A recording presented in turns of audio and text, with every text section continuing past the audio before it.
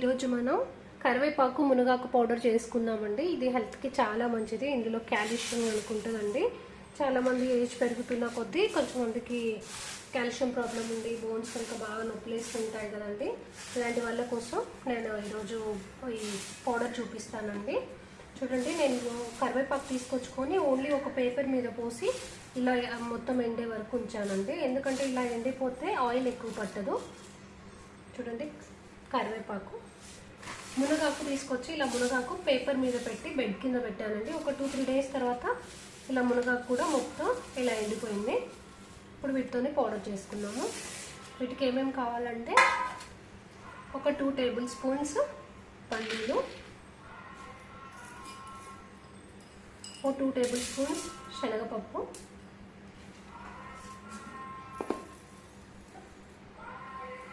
ఒక 2 table spoons మినప్పప్పు, 2 table spoons జీలకర్ర, ఒక గుప్పెడు ఎండుమిర్చి. ఇవన్నీ తీసుకొని ఒక్కొక్కటి ఫ్రై చేసుకుంటూ, ఇవి ఆల్రెడీ ఎండిపోయాయి కదండి. ఇవి ఎండిపోయిన వాటితోనే కొంచెం ఆయిల్ వేసి ఫ్రై చేసుకుందామండి. ఎందుకంటే మనకి ఇవి ఎండిపోయాయి కానీ ఇలా తునిస్తే తునగట్లేదండి. అందుకోసమని కొంచెం ఇలా ఫ్రై చేసుకున్నామంటే హీట్కి ఇలా తునిగిపోతుంది. ఒక ప్యాన్ పెట్టి స్టవ్ ఆన్ చేసుకొని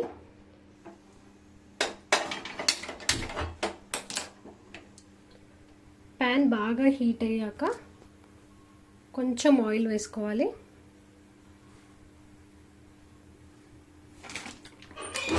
ఒక 1/2 టేబుల్ స్పూన్ వేసుకోవాలండి. జస్ట్ 1/2 టేబుల్ స్పూన్ సరిపోతుంది.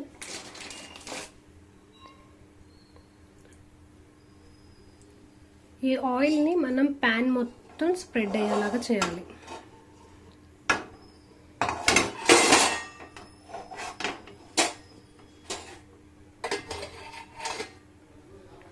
చూడండి, ఇలా హీట్ అయ్యాక ఇప్పుడు ఈ కరివేపాకుని మనం ఇందులో వేసుకోవాలి.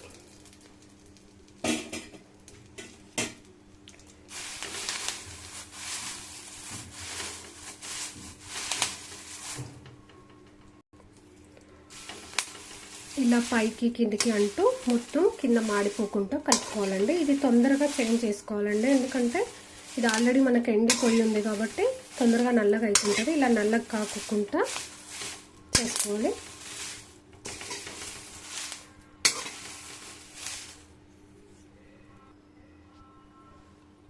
ఈ కరివేపాకు వల్ల చాలా యూజెస్ ఉన్నాయండి. ఇది మన డైజెషన్ బాగా ఇంప్రూవ్ చేస్తుందండి. హెయిర్ కూడా బాగా పెరుగుతుంది. హెయిర్ బాగా షైన్ అవుతుందండి. స్కిన్, హెయిర్ చాలా హెల్దీ అండి. వీటి వల్ల చాలా హెల్త్ బెనిఫిట్స్ ఉన్నాయి.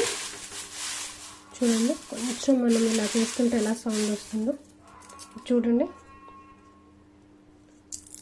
ఇలా తుంపితే తునిగిపోతుంది. ఇలా పౌడర్ అవుతుంది చూడండి.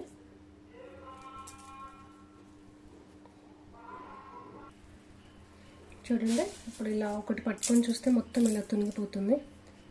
అలా అయ్యే వరకు అలా చూడండి, సౌండ్ కూడా ఎలా అవుతుందో. దీన్ని మొత్తం ఇప్పుడు ఒక మిక్సింగ్ బౌల్లోకి తీసుకోవాలి.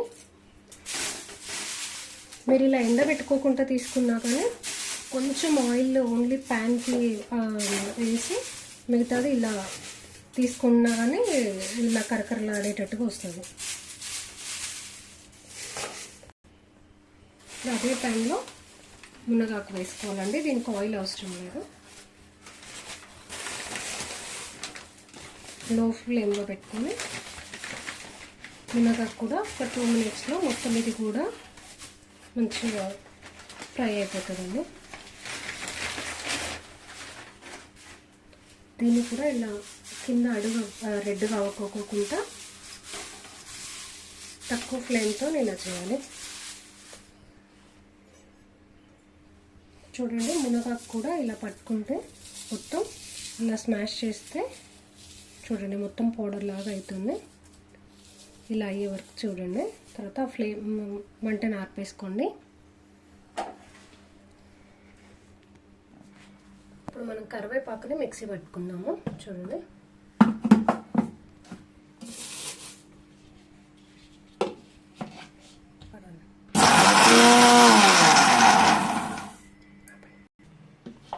కరివేపాకు మొత్తం ఇలా పౌడర్ అయింది. ఈ పౌడర్ అయిన దాని వరకు మనం ఒక బౌల్లోకి తీసుకుందాము. నెక్స్ట్ మనం మునగాకు పౌడర్ మిక్స్ చేసుకుందాం. మునగాకు పౌడర్ని మొత్తం వేసుకొని ఇది మొత్తం చల్లారే వరకు ఉండొద్దండి. కొంచెం వేడిగా ఉండగానే ఇది మొత్తం మిక్సీ పట్టాలి.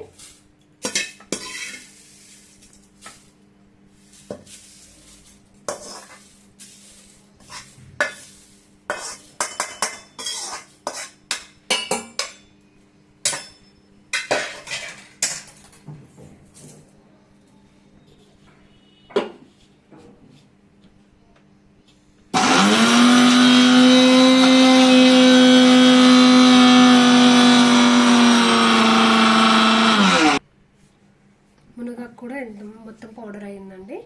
దీన్ని కూడా ఈ కరివేపాకు పౌడర్లో మిక్స్ చేసుకోవాలి.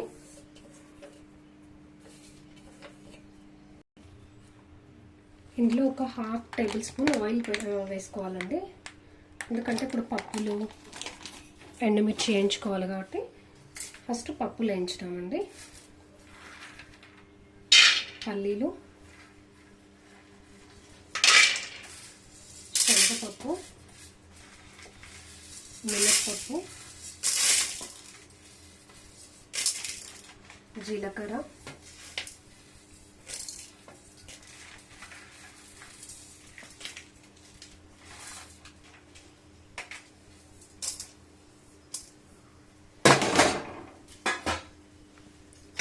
వీటన్నిటిని కింద మాడకుండా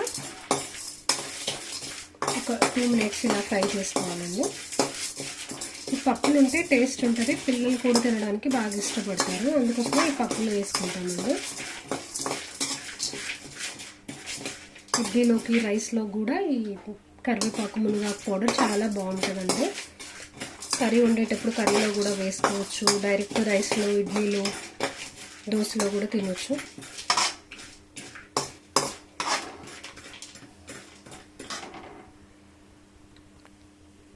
ఇవి కొంచెం గోల్డెన్ కలర్లోకి వచ్చాయి కదండి. ఇప్పుడు వీటినన్నిటిని మిక్సీ జార్లోకి తీసుకున్నాము.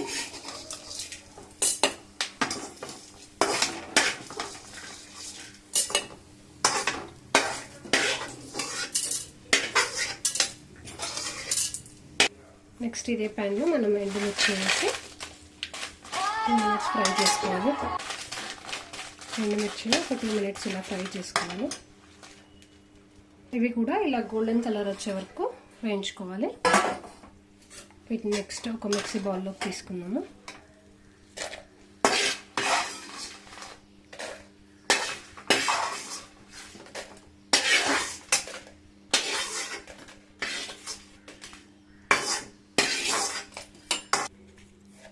ఇందులోకి ఒక 2 టేబుల్ స్పూన్స్ సాల్ట్ వేసుకున్నాము.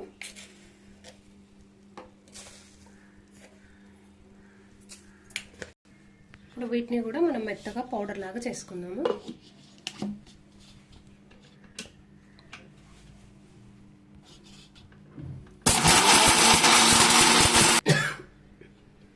చూడండి, ఇప్పుడు మనది పౌడర్ అంతా దీంట్లో మిక్స్ చేయాలి.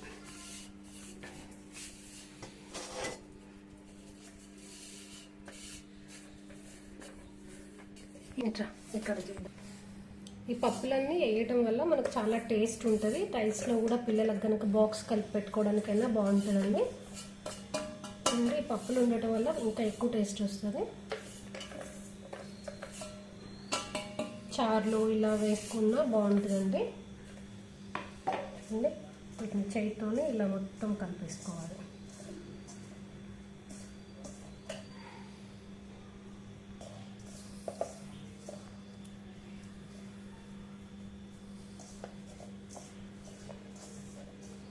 ఇది పప్పులు వేసాము కాబట్టి నార్మల్గా బయట ఉంచితే ఒక 15 days to 1 month వరకు వాడుకోవచ్చండి. ఫ్రిడ్జ్లో పెట్టుకుంటే 2-3 months అయినా ఎక్కడికి పోదండి.